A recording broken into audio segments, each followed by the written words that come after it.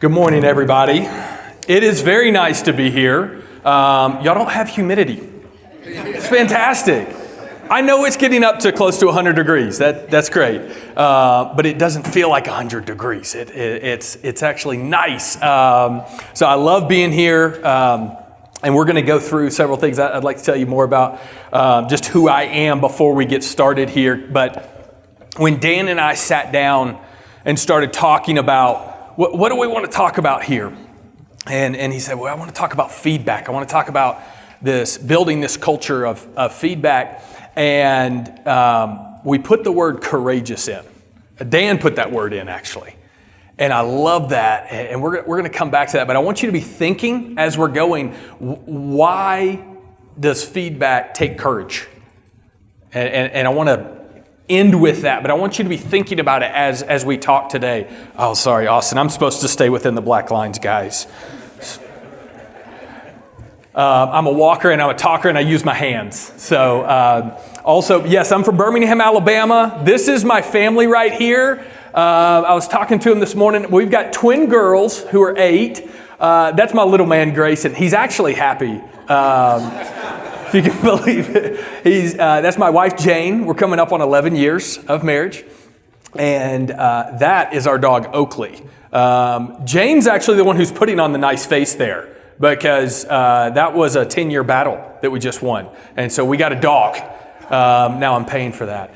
But y'all, I got a really interesting start into my career. If y'all know Kanakuk Camps or K-Life Ministries, I met my wife there. She was a Kanakuk director. I worked as a youth pastor for many years with K-Life. Actually got to oversee the Colorado and Wyoming chapter, so it's fun to come back out here for me. After I got done at Kanakuk and K-Life, God called me into a very different profession. It was a consulting firm out of Birmingham that consulted with Christian nonprofits and Christian schools. I had a great mentor who had been in private equity. Then he became the head of school for a Christian school, and then he decided, man, this needs to run more like a business. And so he took me under his wing, and we worked there for many years before I came to FireSeeds. And I'll tell you more about that here in just a second. But I also get to be on the board of Westminster School, which is where our kids are. And then I got to be part of the founding board for Life Ranch, which is a foster care community in Georgia where families can live together in community. And so I'm a firm believer. Why do I tell you all that? I'm a firm believer that we can't operate in silos. And as business owners, whether you're a nonprofit or for-profit, you have more hours with your people in a day, in the year, in their life than they're going to see their family. Just mathematically. And so everything that I do has to be integrated into what Jane and I say.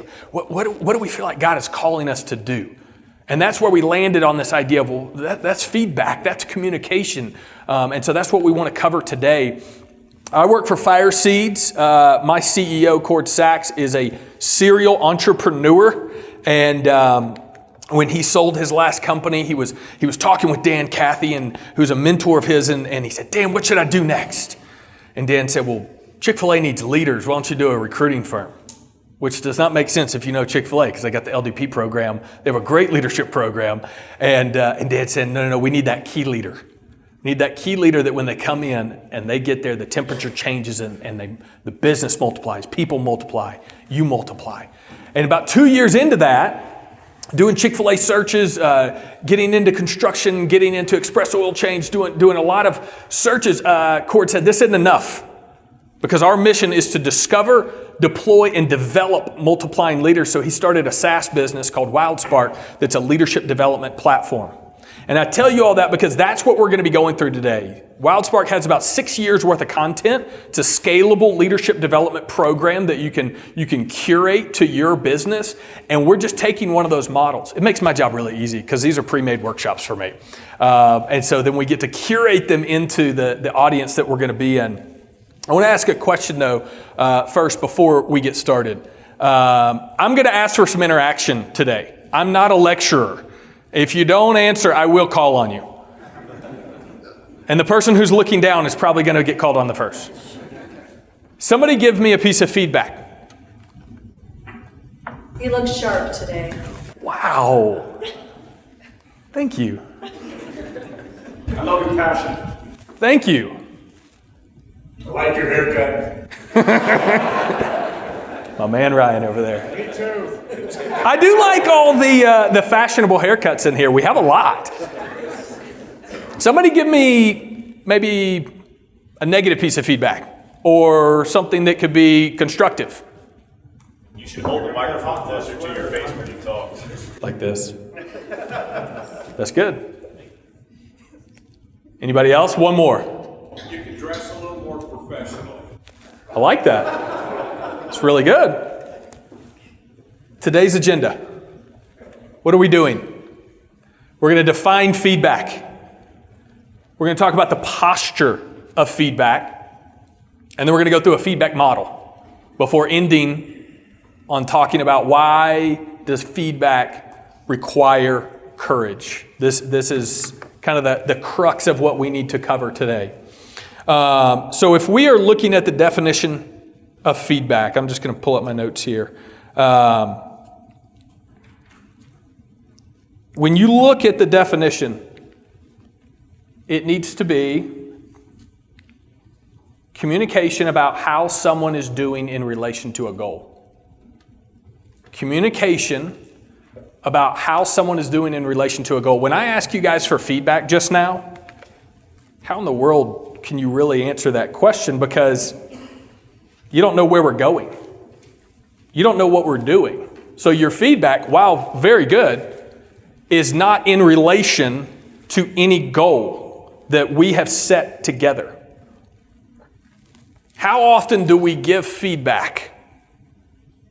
Right? When I ask y'all to give me feedback, how often do your employees feel, or your wife or your kids, if we're going there, feel that they don't know what the goal is? That's not fair. We've got to be laser focused on what that goal is. So the question then becomes, how well do you know the professional goals of your team? Does anybody in here love dashboards? Anybody? My nerds out there? I love dashboards. I look at a dashboard probably 20 times a day. Every single professional goal for my people is on a dashboard. I'm tracking that metric. And I'm sure whether you have a dashboard or whether you have your job descriptions or your quarterly goals, whatever it is, you can track professional goals in a lot of different ways. I bet y'all have very clearly defined professional goals for your employees, or you're working on it. How well do you know your team's personal goals? That's a little bit tougher. So I've got an employee. His name is Ben. He is incredible. Everything you would want in a guy, especially in sales, which is what he does. His professional goals are very clearly defined on the sales front of what he wants to accomplish this year. Ben has personal goals that are driving those professional goals, though. It's not just as simple as Ben wants to come in and do a good job at work and make money. Ben has a wife. They have a little boy, and they're about to have a little girl. They just bought their first house. And I was sitting with him before he went to go sign the papers. He's like, man, am I actually about to do this? You remember that? The first time you signed for a house or signed for a big loan or whatever it was? There's that moment of, oh my goodness. So that's one of Ben's big personal goals is I want to provide for my family. It's a deep desire of his is to provide for his family. Also, little small personal goal, which I think is just hilarious. Ben really wants a truck. He would do anything if I said I would buy him a company truck. So guess what I've done? I've tied his professional goals to getting a truck, and I've intermingled those. It could be anything that you tie those personal goals to. But it's very important to know those professional and personal goals. And so I want to ask this question. I'm going to ask for some input here, and we're going to be interactive here. Think about a time you received great feedback. I'm going to tell a short story of when I received great feedback, and then I want to receive some input from the crowd of times that you received great feedback and what made it great. So I worked at Kanakuk camps. Greg, I don't know where Greg is. Greg and I were having a conversation this morning. We like to say that we're the chief morons in the room. Probably should have started with that. I've done a lot of crazy stuff, and I did a lot of it at Kanakuk. And there was a director there. I'm sure some of y'all probably even know him. Raise your hand if you know Chris Cooper. Does anybody know Chris Cooper at Kanakuk? Okay, good. So Coops, we pulled a lot of pranks. And there was this day where we just had this great idea that we were going to make a video about pudding drops, which is when you drop pudding on people. It was a whole thing. And we were going to make this big compilation video. Well, we get done. It was a great video, by the way. And we get done, and we had left pudding all over camp. Right? This is not what a director wants to see. And so I'm headed to the bunkhouse, and I lay down on my bunk. It's the end of the day. Kind of lay back. And all of a sudden, 2 arms reach up from under my bunk and pin me to my bed. I screamed like a little girl. I was terrified. I thought the boogeyman had finally come, and this was it. And I look under my bed, and there's Coops. Under my bed. I said, "What are you doing, man?" He said, "We got to talk. Dude, you trashed the camp today." We ended up with Coops laying on the floor, me hanging off the bed, talking for at least an hour. Yes, we talked about the pudding drops and me not cleaning up. That was a small part. He also sat there and told me why he was there and what a leader he thought I could be, and how being excellent in the little things is something that I've got to grow in as a leader, because I'm scatterbrained and I'm the chief moron. When was a time that you can remember getting great feedback from somebody? Anybody brave enough to share? Right over here. Ask affirming questions first. Ask affirming questions first. Did you read the slide deck? You're going to get up here and finish the talk for me. Who else? Who else either has a story of great feedback or an aspect that made that feedback great?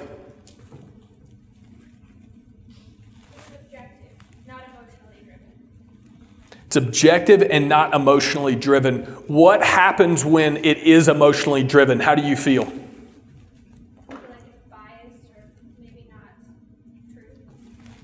true. And it really kind of comes back to, most of the time when I've had someone give me emotional feedback, it feels like they're projecting themselves onto me. And that's dangerous. That's really good. One more. Another great aspect of feedback that you have received. It's helpful. Who said that? It's helpful. It's honest. It's something you actually need to grow in.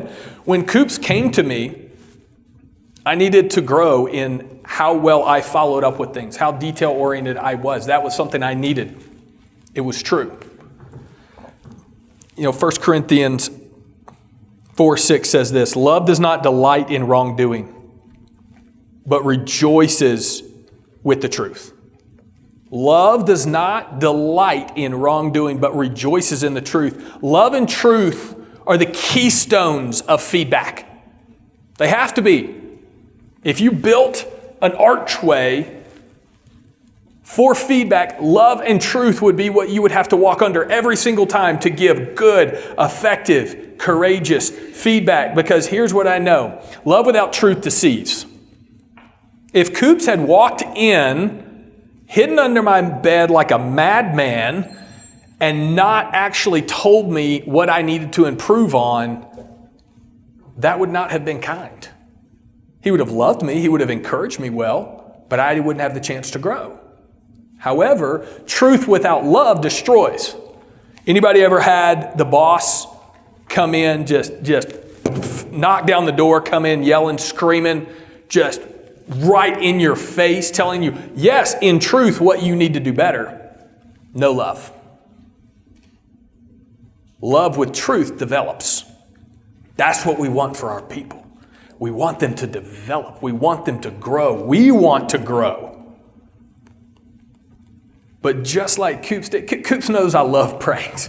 And the preface to this story is that I had done something similar to him the summer before. So he was paying back the favor. And so he saw me for who I was, loved me well, affirmed me in who I could be, but then he gave me truth that helped develop me. And that's how we can have this courageous feedback. And I want to do a paradigm shift, share some numbers with you, and then we're going to break up into groups for just a second and answer some discussion questions. Because I hear a lot of times, oh, that's positive feedback, or I need to give you some negative feedback. I get made fun of a lot at FireSeeds. I have a lot of sayings. I semantical. I don't let anybody call anybody we work with a client. I hate that word. Yes, they are clients. They're partners. So I like calling people partners because I think it conveys something. If you call them clients, that's not a bad thing. I just want our culture to realize, oh, they're a partner. I am big. I'm going to make this statement. You got to let me finish first. I'm big on pronouns. Really big on pronouns. I do not like I, me. I want us, our, we. That's a big deal. Words matter. And so when I hear positive and negative feedback, I go, you're putting yourself in a box before you ever even give the feedback. Shift that paradigm to go affirming and constructive. And we're going to talk about how to do this. We're going to go through the model of feedback to give you a framework to engage with your people. But if I'm affirming, right, I'm taking that emotion out of it. I'm letting you know I'm for you. Constructive means that there is truth, but it's building up. We work with several heavy civil firms and construction firms. In order to lay a foundation and build a building, you have to bulldoze that ground. You have to regrade it. That means you're going to have to tear something up to build it back up. So constructive does not mean it's not painful, but it doesn't have to be negative. Tearing up that dirt to build a building is positive. It doesn't have to be negative. So just be careful in how you approach even the mindset of what you're coming into a feedback conversation with. Wanted to share some of these stats with you. So this is taken mainly from Gallup, a little bit from Barna. Feedback by the numbers. The desire for feedback. 70% of employees say they want more feedback. 70%. 7 out of 10 of your people would say, I want more feedback. Less than 30% say that they get feedback on a regular basis. The desire is there, the frequency is not. 72% of millennials say they want daily or weekly feedback. Anybody have a predominantly millennial-based employee group? Yeah? I do. And I think this is really interesting as we continue to grow and as we move forward. I was at a conference with Dave Ramsey recently, and he said, man, I love my millennial employees. A lot of times they get a bad rap, but those people will charge the gates of hell with a water gun for you if you give them good feedback. They want it. The right ones want it. Impact of feedback. If you have good, consistent feedback, employees say they are 5 times more engaged at work. Think about that for a second. If you got nothing else out of today, and you could go and get 5x engagement from your employees in your mission, your vision, and your business, what would you pay for that? I would pay a lot. Because 57% said that they are less likely to burn out. 48% say they indicate that they're less likely to be job hunting. So there's more engagement, 15% less turnover, and then 92%, this is a stat that just kills me, 92% of employees say appropriate feedback improves performance. So you're going to be more engaged, lose less people, have less burnout, and improvement is going to increase just by talking with your people. knowing their professional and personal goals, engaging with them, giving what they're asking for. Because here's what I know. Inherently, as human beings, we want to know what's our purpose and how are we doing. Think about that every single day. What's my purpose? How am I doing? 68% of employees report feeling more fulfilled from appropriate and consistent feedback. If you talk to them, engage with them, they're going to start seeing your business more like you do, like an owner. So here's what we're going to go through here in just a second with our discussion questions. What are the roadblocks for feedback? What's holding us back from engaging in a culture of courageous feedback? Number one, fixed mindset. This is when you think, I don't think that we can change or that we need to change. It's a strong desire to appear successful due to a belief that skill, character, and personality are static traits. That is a hard one to admit that you have, to have a fixed mindset. Terminal niceness. Number two, prioritizing relational comfort and artificial harmony over helping others grow. Dave Ramsey also said this, and you'll see this later on. Stop being nice and start being kind. Clear as kind. You can have terminal niceness where you don't actually say what needs to happen. Coops could have come in there and affirmed me and been super nice, and I wouldn't have known that he thought I could be a better leader and what I needed to do it. But we've got to be clear. We've got to be kind. Can't just be nice.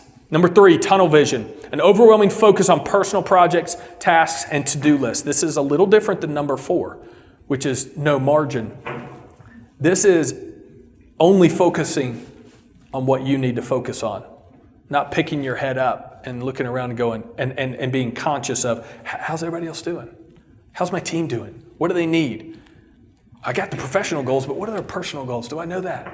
Number four, no margin. I'm sure none of you ever feel this way.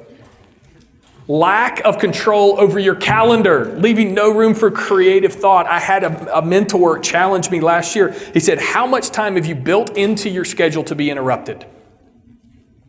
And I was like, that is negative. I built negative time in to do that. No margin is going to hold you back from good feedback every single time. Disconnection, surface level understanding of who people are and what they desire. Disconnected from what they really want. Number six, selfish ambition. Belief that elevating others might cost you a potential opportunity. Yikes.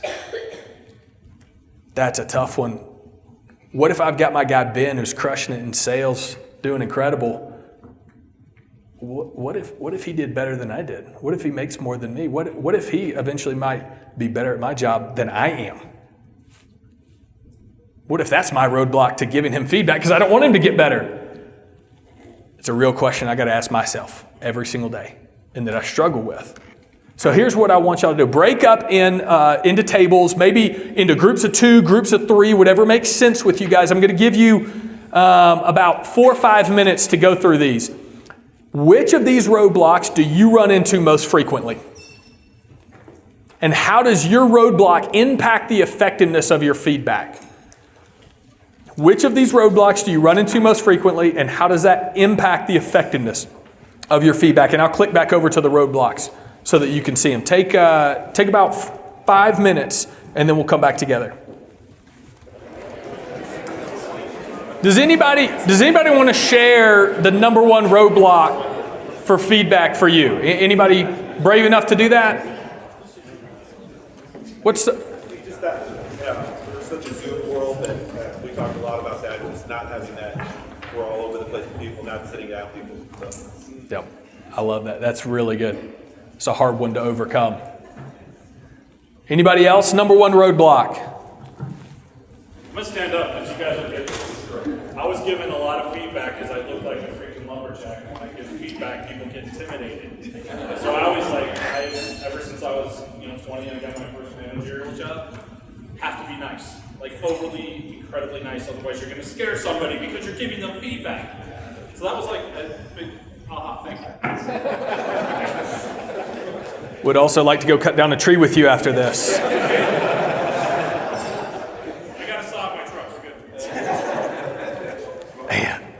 It doesn't matter which state you're in. We can find rednecks everywhere, can't we? One more. Number one roadblock to feedback. Oh, come on, there's got to be one more. Tunnel vision. Tunnel vision? Yeah, that's an easy, especially for business owners. Especially if you're down in the grind, no margin, tunnel vision. That one's really tough because you find yourself in and you're like, how do I get out of this? What's going to be the solution? Before we get into the solution, before we get into the feedback model, I want to talk about the posture of feedback. And we've already hit on this a little bit. But the posture of feedback, I've got two postures that have to be present for good, courageous feedback. And this is where we're really going to start getting into why does feedback take courage? First of all, you got to be vulnerable. The posture of feedback has to be one that is coming from a point of vulnerability. Wildsparq, our sister company that I mentioned, has partnered with the Table Group and Patrick Lencioni. And we were actually got to hang out with him the other day for a little bit. And he has a great quote that says, "It's in vulnerability that trust is built. No one follows someone who pretends to be perfect." If there's one guy that I've got to hang out with in the last couple of months who does not think he is perfect, it's Patrick Lencioni. This guy is one of the first to say, I'm not very good at this. Can you help me? How scary is that? I'm not adequate. I'm not good enough. I need help. Here's the second thing I want to make sure you take away from today, if you take away nothing else. You as a leader, as a business owner, as a father, as a mother, you're not perfect. And no one expects you to be. They don't. The hardest thing for me, some of this comes from how I was raised, some of this comes through situations I've been in, and some of it is just my hubris. I fall into this trap of thinking I've got to have all the right answers, I've got to do it perfect, and I can't let anybody know what a fraud I am. Do you know how funny it is to me that I'm the one standing up on stage right now talking? If y'all knew me better, that'd be hilarious to you. It is to my wife. Nobody expects you to be perfect. And if you think that they do, it's going to be virtually impossible to step into a feedback situation and be vulnerable. Almost impossible. That's the first posture that we have to adopt for feedback. The second is be humble. C.S. Lewis, one of my all-time favorite authors, humility isn't thinking less of yourself, it's thinking of yourself less. How do you think about yourself less? How can you get to a point of actually doing that? You got to know the personal goals. If it's only about professional goals, that lends me to just think about myself or the company and not the person. Also, if I am not resting in Christ and who I am, I promise you I'm not going to be vulnerable and I'm definitely not going to be humble. But the posture of feedback is vulnerability and humility. One of my best practices we do every single day, every single one-on-one meeting at FireSeeds. I have all my direct reports on cadences of one-on-ones. At the end of the meeting, we have a structure for our meeting every single time. And at the end of the meeting, they know they're going to have to answer 2 questions, and I'm going to have to answer them too. Give me 1 encouragement and 1 challenge. And then we're going to switch. I'll give them 1 encouragement and 1 challenge.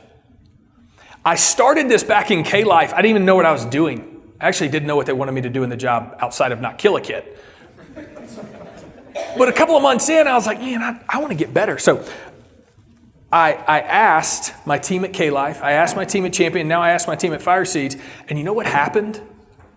You know what happened the first time I told them? And I let them know beforehand, hey, I want you to come with 1 encouragement and 1 challenge. It was absolute weak sauce. It was so surface level. One of them said I could organize my desk better. That's true. I can. more about, me, and maybe it was just pet peeve, but the second week, they got a little bit deeper. A month goes by. Now they're talking about how I need to improve my communication to them and how I signal things. I don't want to tell you what they tell me now. It takes time. But to be vulnerable and be humble and have that posture, that's how you can engage in feedback and create this culture of feedback. So let's talk about actually how you do this. What is the model of feedback? Been working to this whole time. This is what Wildsparq has developed. It's called the 3 C's. Celebrate, champion, challenge. Celebrate, champion, challenge. Now, when we talk about celebration, that's what they have done. And you want to do this consistently. You want to celebrate the big wins. You also want to celebrate the small wins, because what you celebrate will be reproduced. And we'll get into more of that here in just a second. Champion. You want to champion who they are as a person. This means that when Ben tells me that he loves construction and he wants to have a truck because he feels like a little ninny pulling up to the construction site in his little Kia Hyundai, I can champion him. I also know that Ben has such a high integrity. I get to champion him when he comes to me and he's like, hey, our partner just said this. I think we did him wrong and I think we need to give him partial or full refund. Well, I definitely don't want to celebrate that, but guess what I can do? I can champion his integrity because I know who he is as a person, and then challenge them to specific growth as it pertains to their personal and professional goals. And so if we're breaking this down into this Celebrate, Champion, Challenge, and I know that's really small, and I'm happy to share this slide deck with anybody who would like to. The celebrate portion is the question is, what have you caught them doing right that has created progress towards their goal? So think about a football game. I'm from Alabama. We play a little bit of football. Not at that ugly school in crimson and red, but down south, there's a better school where we play some football. But we just got to go Vols over here. I'm now walking off the stage. God loves y'all too. Think about a football game. Receiver catches the ball, scores a touchdown. Are you celebrating? Yes. But what happened to make that touchdown possible? If you go up to that receiver and you go, hey, great job. Got a touchdown. Do it again. Instead, yes, say great touchdown. Also, man, your footwork, when you got that DB's hips turned around, that's what broke open the play for you to get wide open. Do it again. That's what I want out of you. You celebrate what you want to be reproduced. And those are the little things. Champion, how can you connect what you celebrated to a positive character trait that highlights who they are? That same wide receiver. I'm a sports guy. That same wide receiver, you could say, way to turn those DB's hips by your footwork. I know that you have been busting it every morning, getting up early and working extremely hard, and I really appreciate that about you. Now I'm talking about him as a person. And then challenge. Hey, can I give you some feedback? I'm sharing because I care about you and I know what you're capable of. And then you can challenge that receiver just a little bit further. I know you did this right, but man, you could have used your hands and gotten away even easier. If you celebrate, champion, and challenge, you're going to start to build a culture of feedback where people are asking you for it. Good rule of thumb, 5-to-1.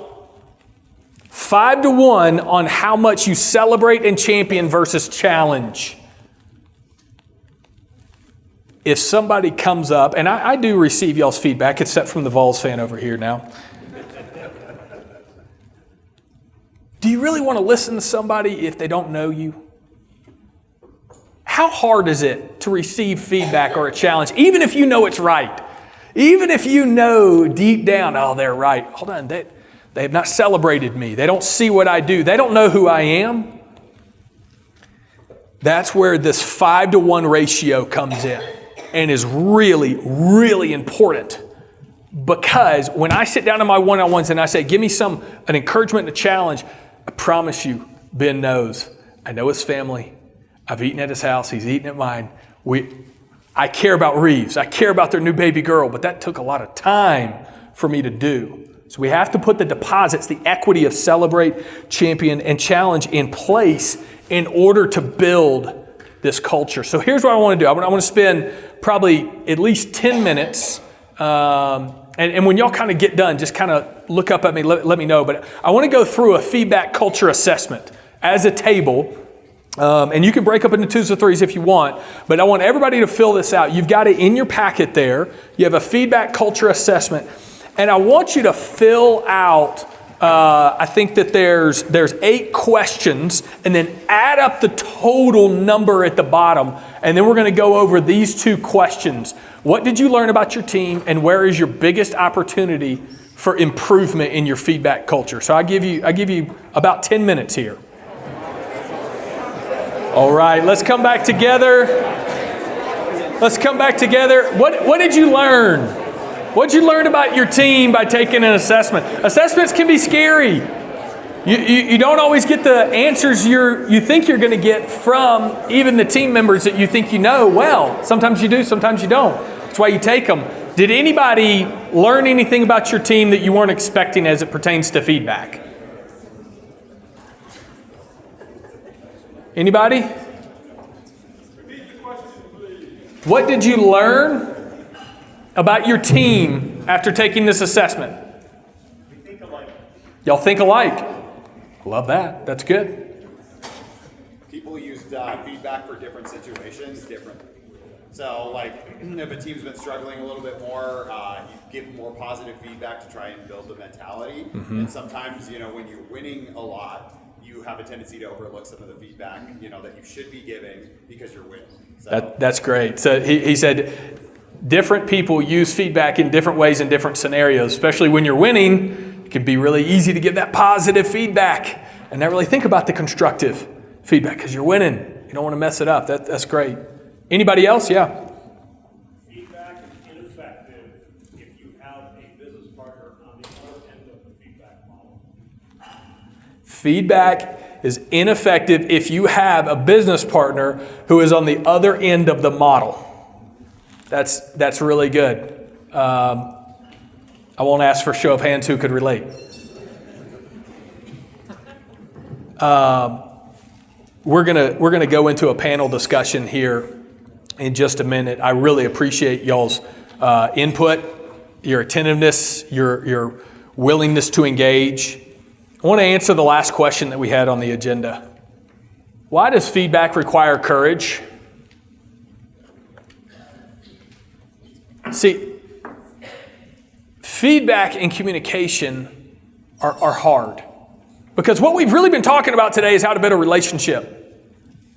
Relationships are built on trust. Trust is built on communication. Open and honest communication. And honest communication can be scary. Because you're putting yourself at risk of a relationship. If my wife and I did not communicate openly and honestly, we would have a shell of a relationship. It would not be authentic because we would be withholding that. Building a courageous feedback culture takes courage because ultimately, when done correctly, you as the business owner, you as the father, you as the husband, you as the mother, you as the wife, you as the employee, you've got to put yourself in a place of vulnerability. I don't like that. That's hard. I may get told that I didn't dress nice enough today.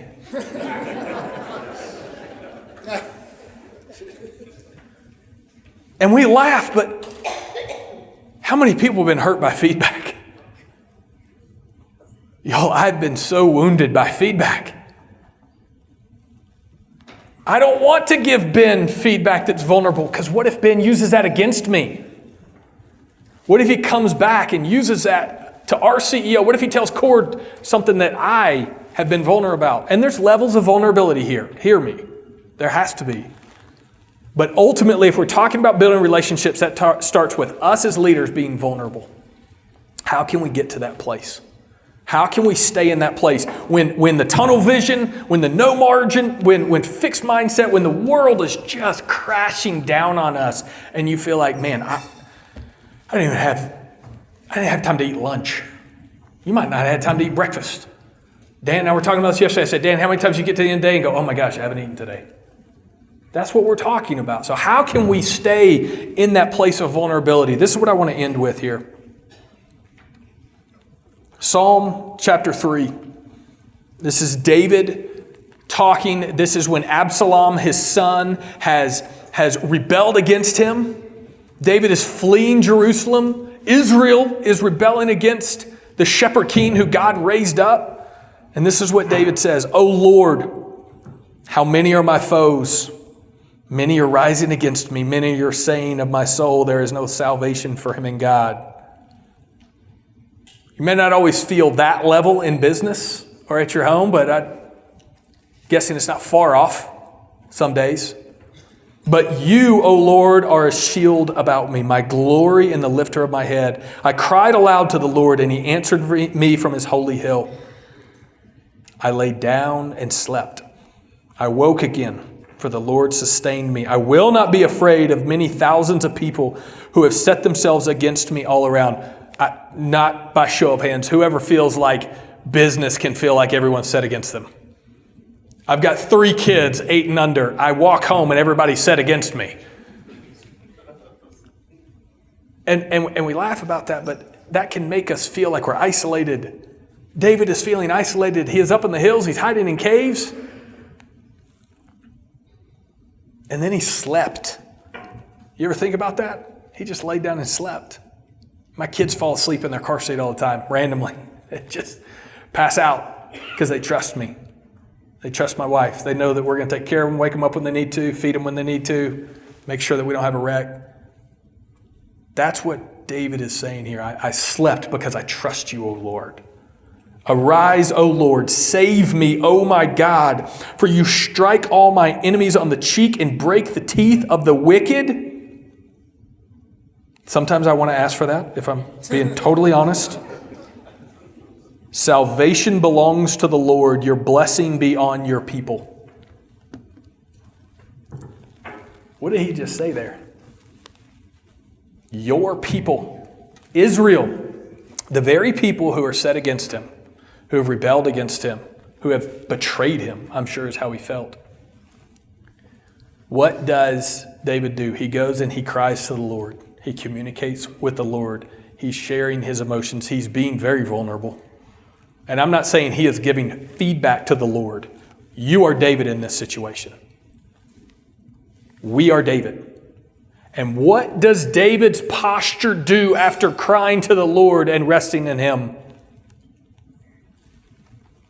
Your blessing be on your people. That's a culture of courageous feedback right there. Because he says, the people who are against me, I want you to bless them. That's my prayer for myself, for all of you here as you go back into your homes and your businesses. Feedback takes courage because the world does not understand that model of vulnerability, humility, and servant leadership. And I pray that y'all can engage in that. I very much appreciate being here. I would love to get to know all of you much better. If you would like the slide deck, you would like to have a conversation further about this, or talk about FireSeeds or Wildsparq, whatever you want to do, my contact information is up there and our website. But just please know this has been a great honor for me to be up here, and I'm going to turn it back over to Dan now. Thank y'all.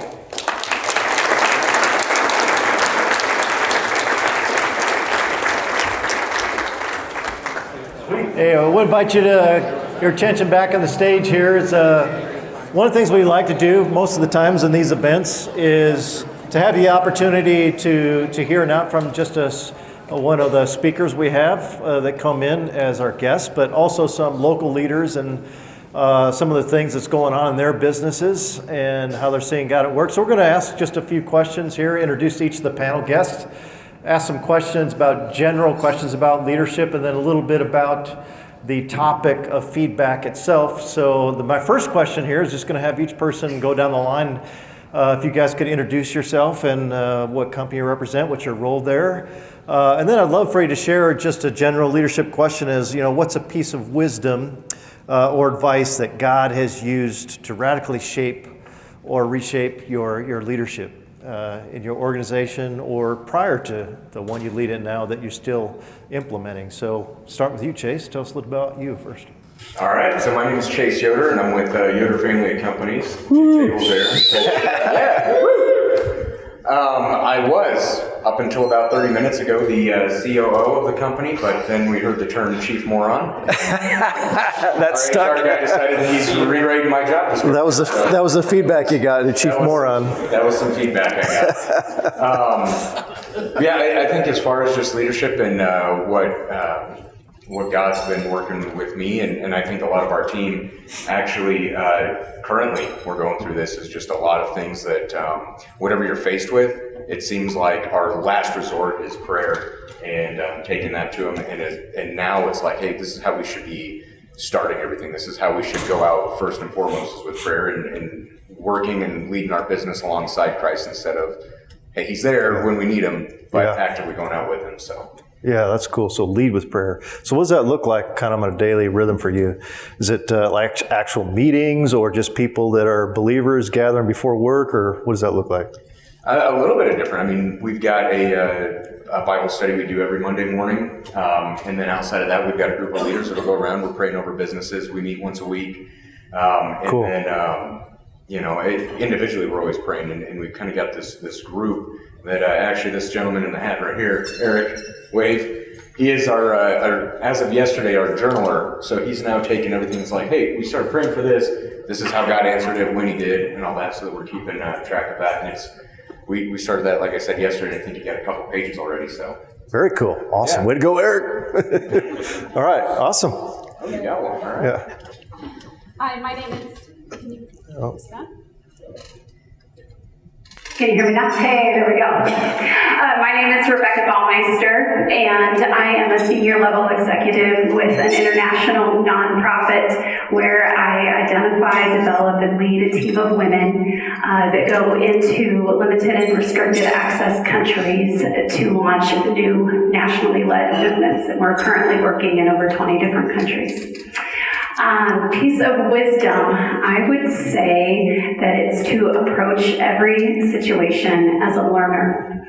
It is far too easy to unconsciously think that we know everything, and it doesn't take long being in a different culture when you realize how little you know. And so being able to take that perspective with me into my leadership has helped me to approach conversations with curiosity and drawing out and valuing different perspectives that help to cultivate this belief that we're stronger together. That's awesome. I love that. Go ahead, Walter, chime in on this one, man. Yeah, we already got to meet. My name is Walter Kearns. I don't like Tennessee. Chase actually took mine. I love that you guys are doing that. We do a similar thing every Friday for 12 years. We have a running list, and we review that every year. So I love that y'all are doing that. I think lead with prayer. The other thing I would say is take care of yourself.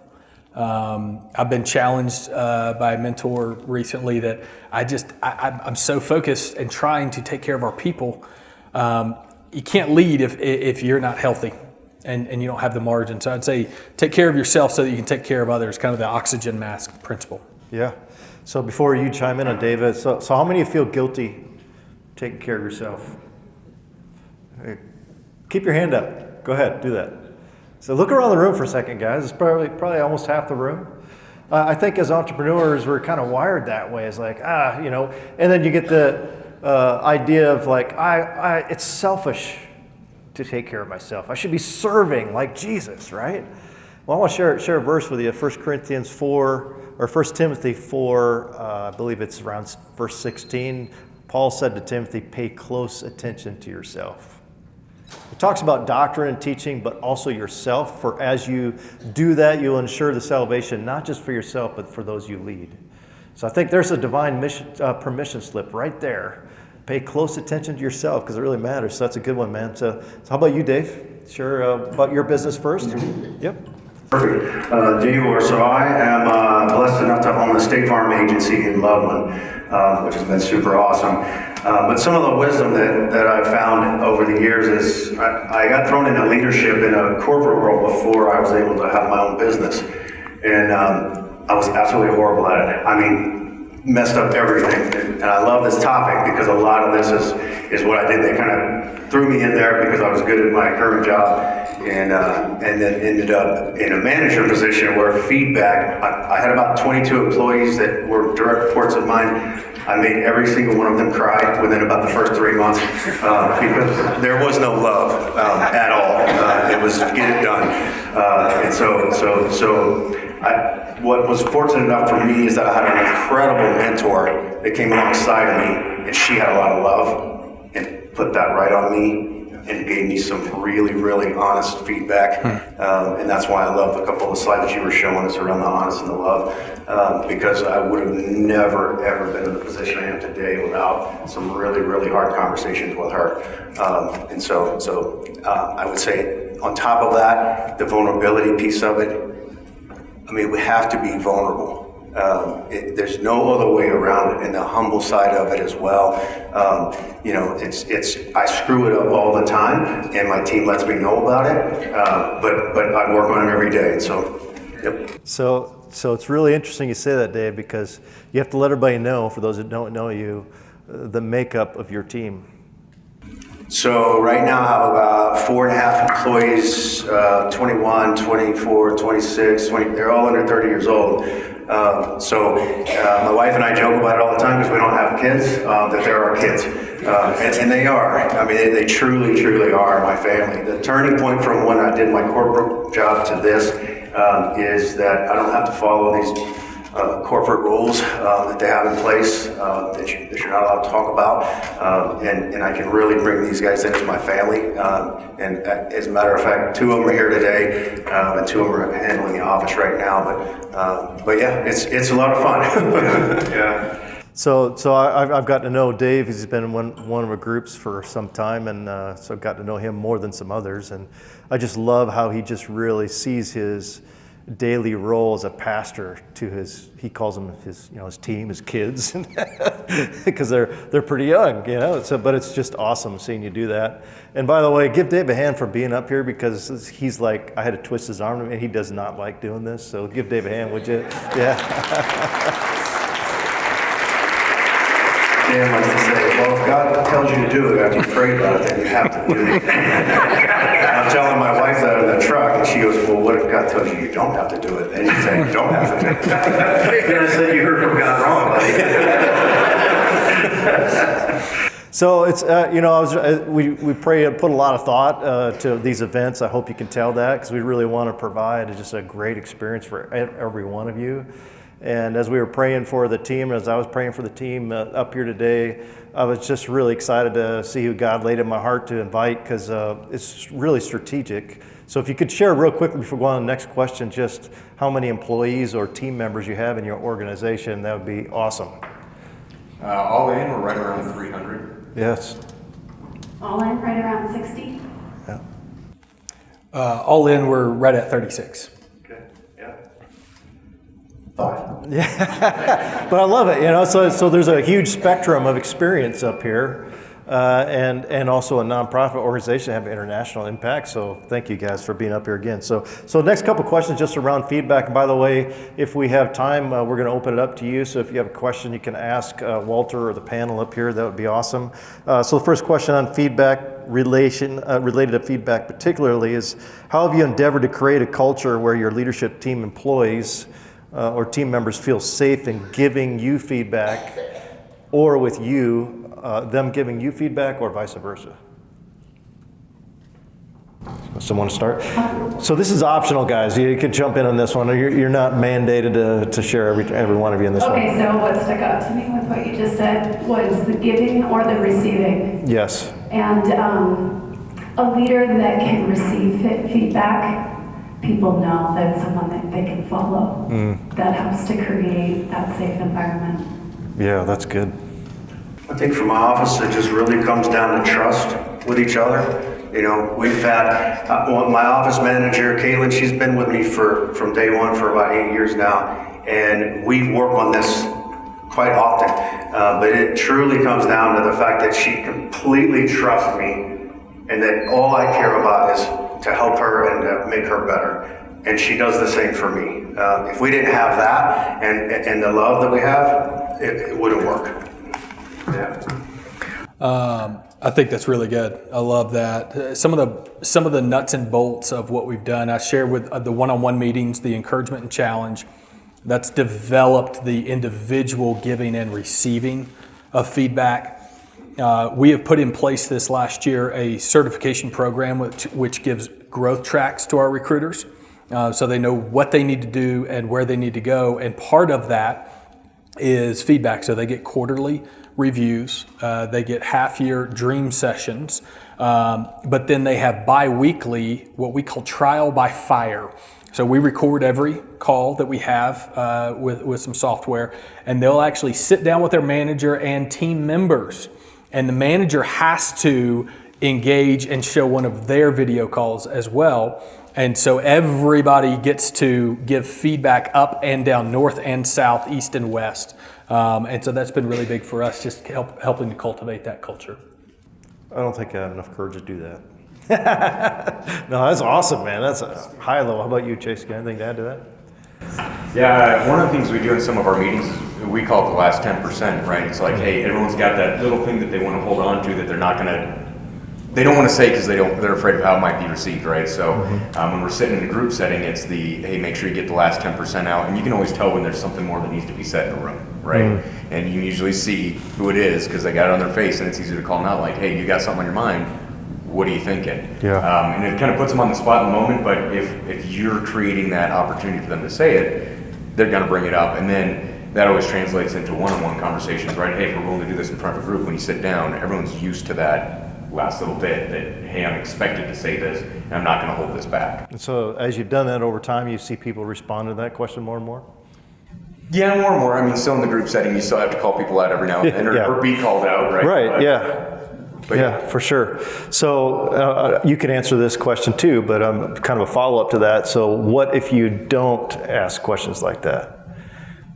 Give me your last 10%. What are some of the consequences you've seen if you don't draw out maybe the quieter members, or you see they're holding back? What's the rippling effects of that you've seen? Anybody, or you, if you want to start? Yeah, no.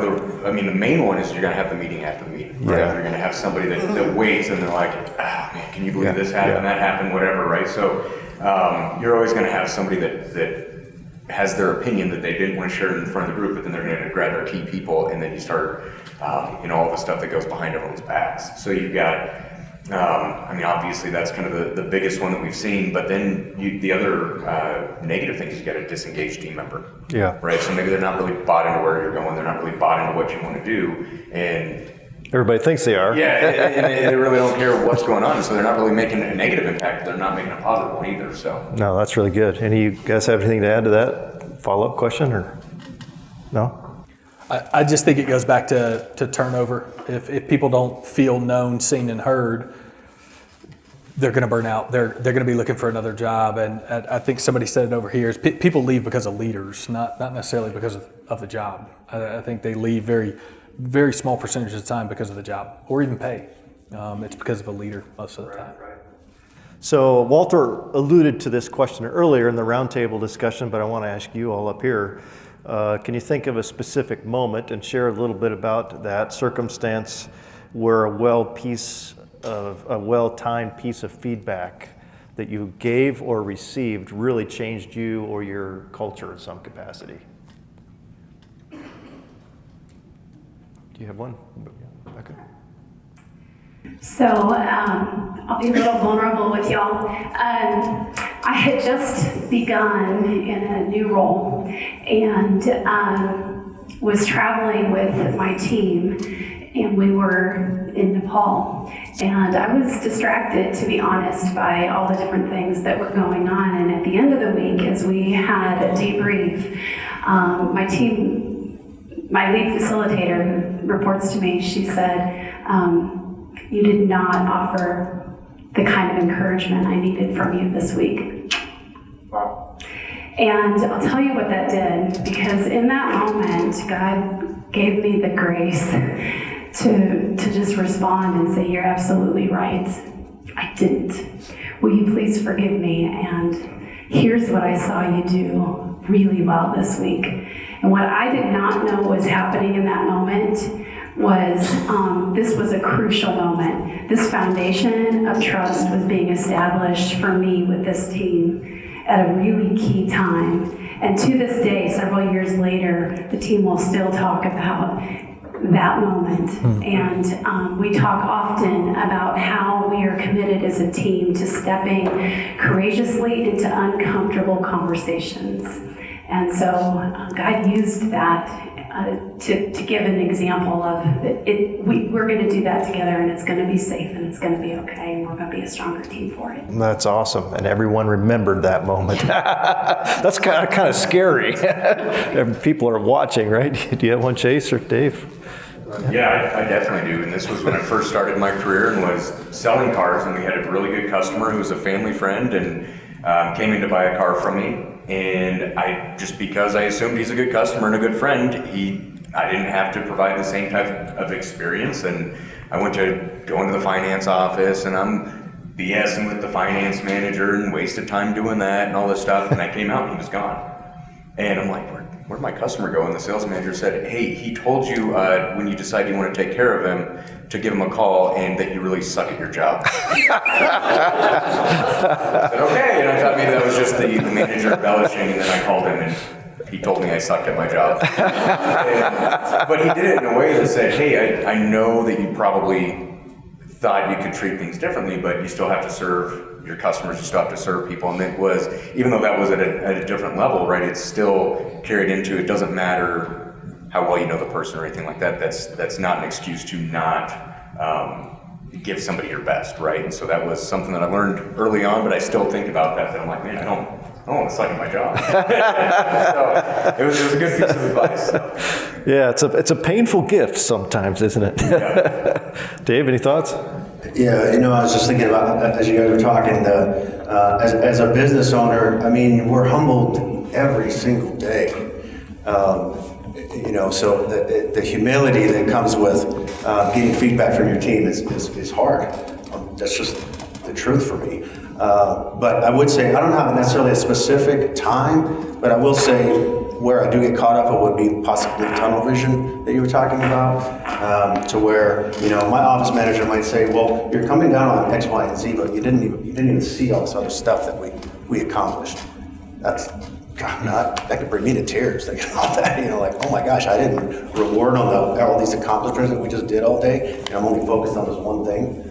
So that's just something we work on.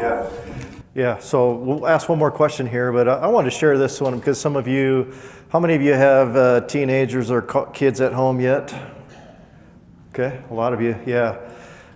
So I was challenged by a men's group that I was in that I do deep life with in multiple levels we had this assignment where we had to ask our family all these questions. And my twin boys, they're 24 now and been out of the house for a while, but I think they were 16 or 17 at the time.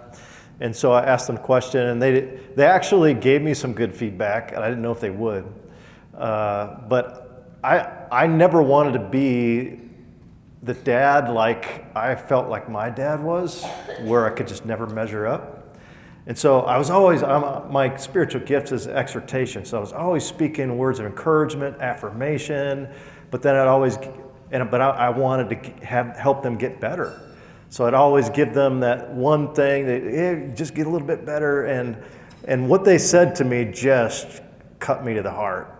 It's like, Dad, we just feel like we can never be good enough. It's like, oh, man. But I'm so glad that they said that, because then, especially with Isabella, now I've been trying to do better at that. And just sometimes not say it, just bring the affirmation and not bring the added instruction as kind of a coach. So one other question I want to ask, and then, so I just heard from someone this morning. So we have this event we're doing in Denver again tomorrow morning, and someone reached out to me and said, "Thanks for inviting me to the event. I looked at your website. It's like, I don't understand what you're doing, and I'm not sure what's the event's all about, and what's beyond the event." And I don't know. I think it's on our website, but I wanted to share a little bit in the context here and with this next question, just so you can understand that this is an environment to encourage, incite, and outfit, but to share other aspects of Kingdom Way that you might be interested in, because what is after the event? So I wanted to ask each one up here, we've been partnering together in different ways, is just how has Kingdom Way helped you as a person or your organization to lean more into life and leadership, and obviously with the faith-related component as well?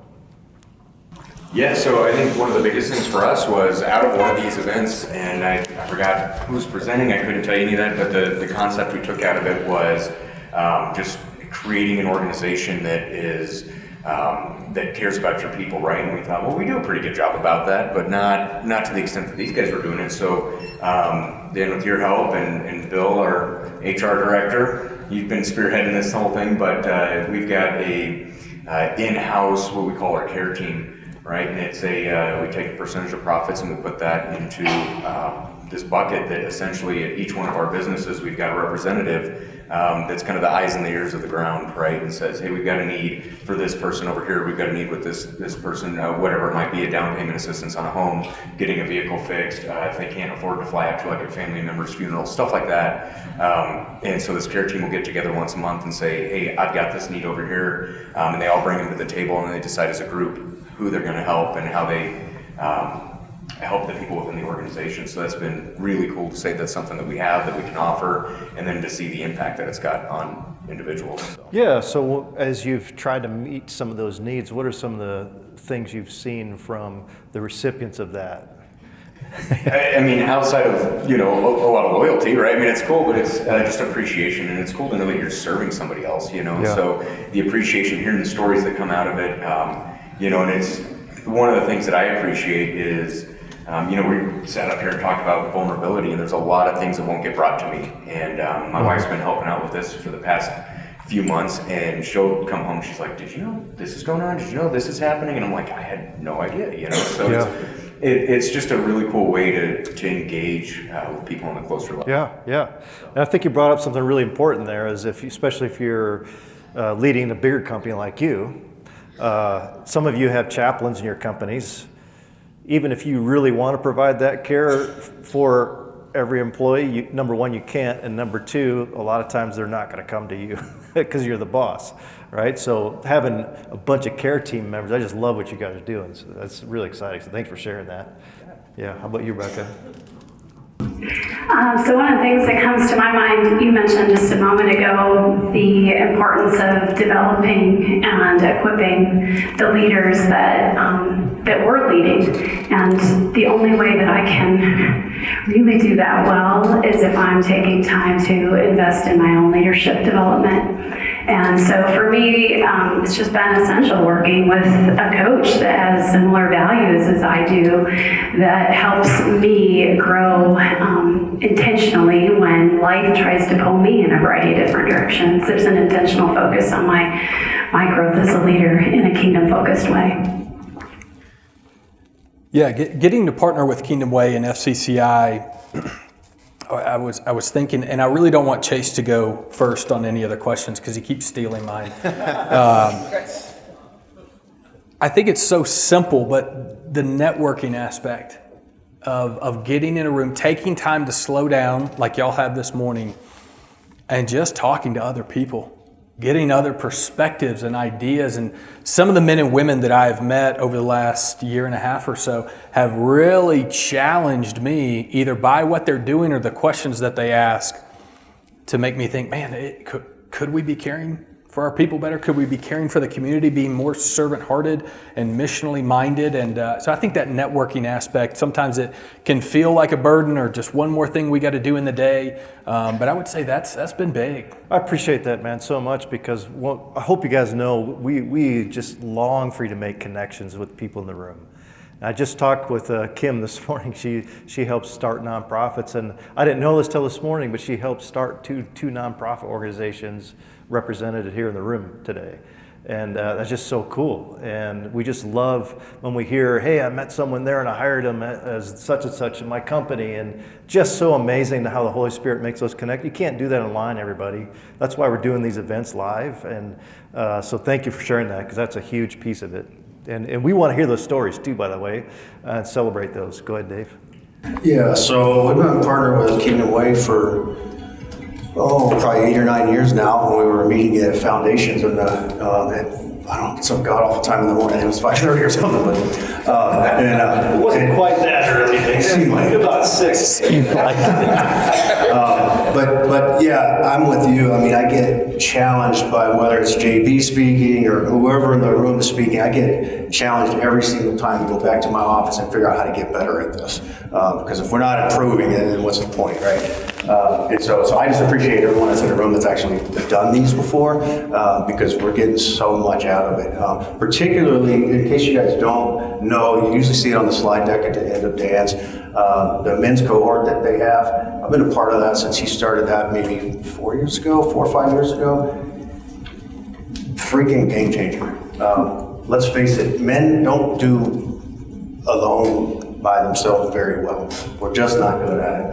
We've got to get locked arms with other men. And so this group that we're a part of is like anywhere between 6 and 12 business owners, decision makers in their business.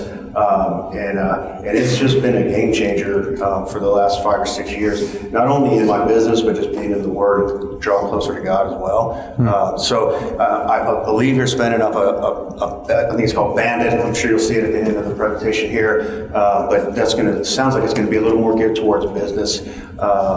It's still scripture based and all that, but I'll say that if you get a part of one of these groups, if you're doing anything in these groups, you're just going to change your freaking life. Like, unless you're just completely like got your plugs in the whole time. But I love that he offers that, because once a month, a few hours a month, we get together and hold each other accountable. There's 4 or 5 guys in here that have never been in a group of ours, or that are currently in a group of ours, and I can't say enough about that. Yeah, thank you, Dave. That's awesome. Been awesome to have you.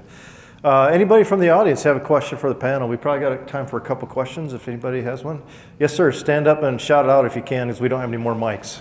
Hi, Josh with BES. I had a question. So obviously the feedback is really easy to connect, internal relationships, both personal and professional, in your company. Do you see it as a way that you can also use feedback to help, current clients, partners, and potential partners? Yeah. Did you guys hear the question? Use it to build relationships with current clients and customers or partners, right? Any thoughts? Yeah, this is a huge part of our account management plan. And so just a bit of, I'll take it through the 3 cycles that I have in the account management plan. That's the building of the relationship in sales. That's the execution of our search or delivering a product, whatever your business is. And then there's the post-search for us relationship and maintaining that. For me, it's setting really good expectations on the front end. And we will tell businesses who are potential partners, we're not the firm for you if, and we go through a lot of that. And we tell them, what we're trying to answer is 2 questions. Are you a good fit for us, and are we a good fit for you? That has to be yes. So I'm setting the stage for a good relationship, just like I dated my wife. We're dating each other to see if we're going to progress towards marriage. And then we have to deliver on that. We have to deliver on the promise. And then after the promise has been delivered, we have a system where we'll actually go ask our partners for feedback. We'll ask them how we did. how we could have gotten better, how their search consultant could have gotten better, and then we will maintain that through. And this is really from the top down. Culture is top down. And our CEO, Cord Sachs, it's hard to see him more than 2 or 3 times without him asking you the question, hey, give me one area I need to work on. And so that has permeated into how we're asking our partners to speak back into us. And that's why I call it a partnership and not a client, because if it was just a client, it'd be a transaction of goods. A partnership is a relationship where we both get to learn and grow. And here's the next level of that, is when we have a couple of partners who have approached us and said, hey, that search, there were a couple of things about it I really didn't like. And most of the time, a partner would be saying what we need to be doing better, which we have to own. What's really cool is when you advance that relationship and get to the point of them going, hey, can you tell me how I could do better? But that takes us asking that first. So I think it's a direct correlation, because it's not just a client business relationship. It's a partnership and a relationship. A relationship is going to seek that. A transaction will not. Yeah, that's really good. Really good. Great question. Anybody else? Yeah. Good conversation on feedback. My question is, for each one of you, if you surveyed your people in your company and you asked them this one question, who do you work for? Who would they say? If you surveyed each person in your company, who do you work for? What would they say? So my team's here. You guys can ask them. I'd love to hear their answers. Here we go. Sure. Yeah. Depending on who you ask, I think they would say the location that they work for within our organization. I think few people would say they work for our organization, right? But they might say, I work for Abra Auto Body, I work for Welcome Garage, go to Chevrolet, right? They'd say the location. Yeah. Yeah, I think because we're a ministry, most people would say they work for God. And that's the best answer. And then they would dig down deeper. Maybe they might say the organization, or they might identify their particular team that they serve with. Yeah, my team's here too, so you're welcome to ask them as well. But they're typically going to say they work for me. It's pretty simple. That's good. Yeah, good. And one more question, anybody? One more? Okay, well, let's give a hand to the panel here. Thank you guys so much for coming up here, sharing with vulnerability and humility your life. Yeah, thank you so much.